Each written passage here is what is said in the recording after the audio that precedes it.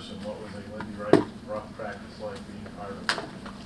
I feel like didn't see it. I think I was part of it more than anything, and felt good, honestly. You know what? About halfway through, you're like, okay. If you look over the clock, about 25 minutes in, you're like, this is going to be a long day. And then once you get into that second half, and you're starting to feel it, everyone's starting to move. I thought, as you can see, it got a little louder, got a little bit more aggressive. Guys were competing a little bit more. In the beginning, we were just skating, so it was good. I thought that second half was really good, and I thought everyone brought it today, and including Lindy, so it was good. It was a lot of fun. You guys added a lot of speed.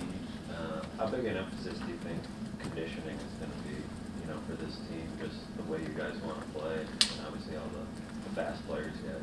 Yeah, no, I think it was harped on, like you said, right from the start. Free agency trades, running guys like McLeod, Lafferty, guys that fly up and down the ice, and we're going to bring a lot of energy. And I didn't think we were a slow team by any means, but we're definitely harping on the idea of playing faster, getting out of our zone faster, getting the offense faster, and I think it'll help our team.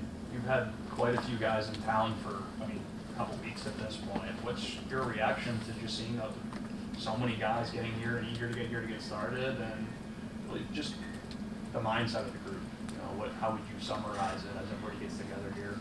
Yeah, we had probably a group of 5 or 6 of us since early July. Guys having babies, just guys in and out of town.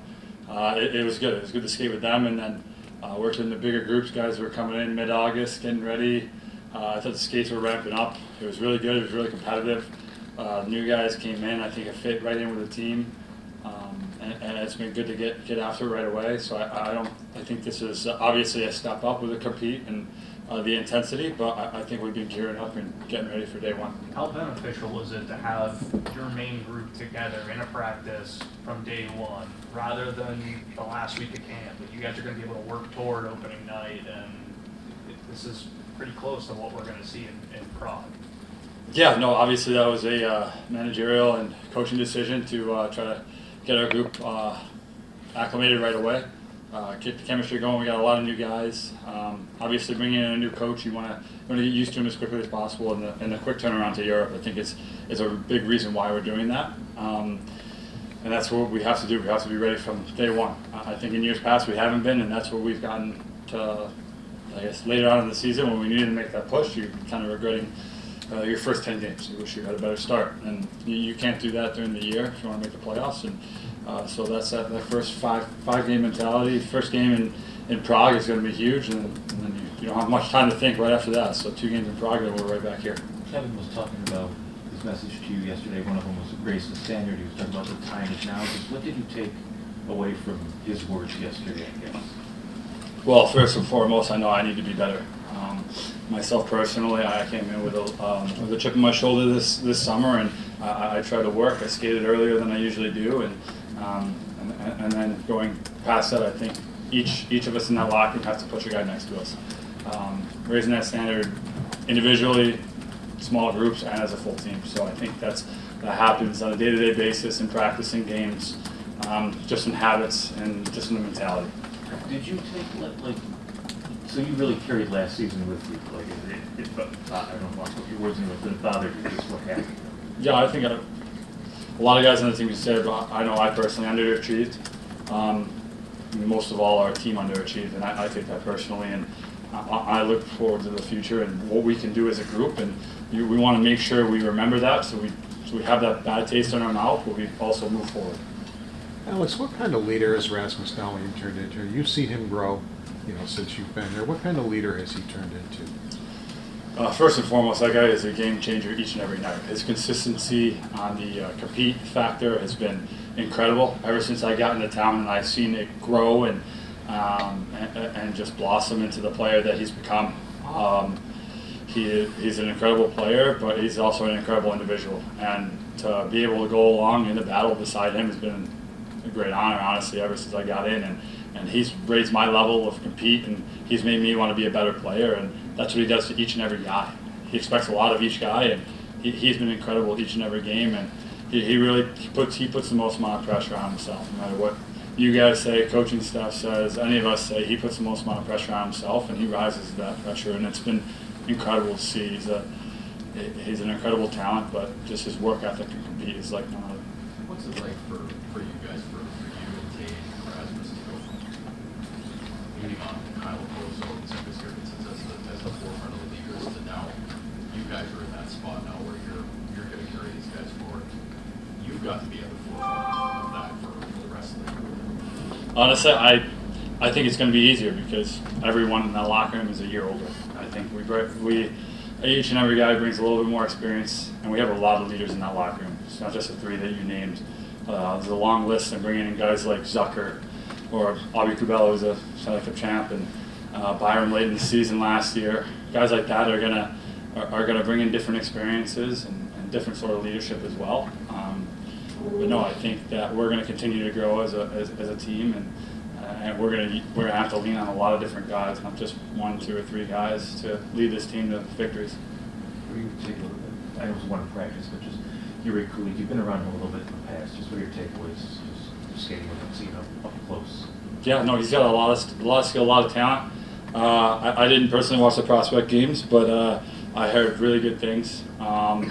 I heard that he came in and really turned some heads, and he just dominated out there, and that's what you need to do to jump up into that next level. You have to dominate the level that you're at, and so to see him do that and to see the success that he had last year, it's up to the coaches and management to see if he's ready to make that next step. But I'd be shocked if he didn't have a couple games this year, and he's going to have to make the most of it. But you know what, the level of competing, the skill that he has is really high, and he's going to have to continue to get better each and every day. And today was good. I think everyone was just going out there and working really hard and stuff, so I don't think any one guy was above and beyond anyone else because the level of compete our entire group had, but I don't think he looked out of place, that's for sure.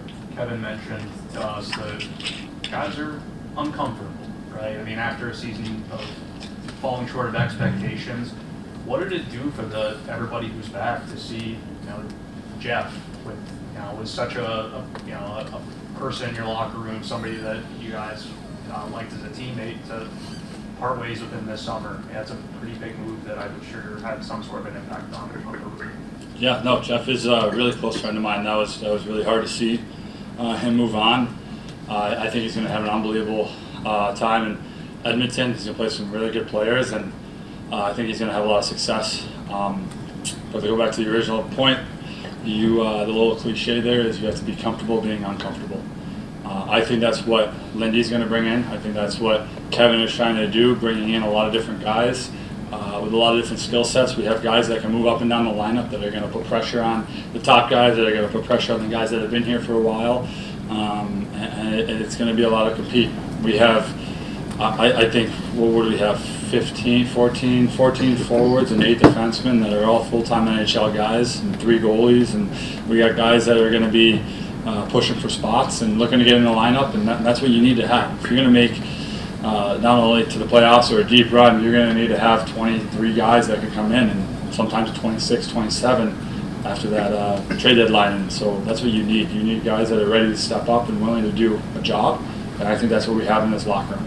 With the changes that Kevin made to make the team harder to play against, how does that help maybe you or Tage or Rasmus as far as help you guys with your game, the way they're going to come play? So we just have to focus on raising our standard, raising our compete, and us personally, and I think the other guys around us will do the same, and the guys that they brought in, like I said, bring a different style and have a lot of compete and have a lot of different experiences, and so I think that's going to be really good for our group. But yeah, I don't think we've ever played looking over our shoulder or anything like that. I think we're going to go in and we have a group that's going to play fast and physical, and we're going to try to step on teams' throats each day in and day out. So that's what the type of hockey we're going to try to play, and it's going to be good. There's some challenges, obviously, to starting the season in Europe and finishing camp over there, but what do you think the benefit would be, for you guys, especially with a lot of new faces? Yeah, a lot of new guys, obviously camaraderie. We get to go over there and experience Munich. I was lucky enough to go last summer during World Championships. It's a beautiful city. This year we get to go during Oktoberfest, so that's going to be really cool to see. And honestly, I got some German heritage, so it's always been a dream of mine to go over and see that. But to get the group together and to be on the plane together for that 9-hour flight and to travel together and then practice right away and have that team camaraderie, it's awesome. It's going to be a lot of fun. I think I think we're going to make the most of it. But that being said, once that puck drops in Prague, we have a job to do, and it's game 1 of the season. It's not preseason. It's not just go out for a skate and enjoy it because we're in Prague, we're in Europe. It's time to win. Thanks, everybody. Thanks, guys. Thanks.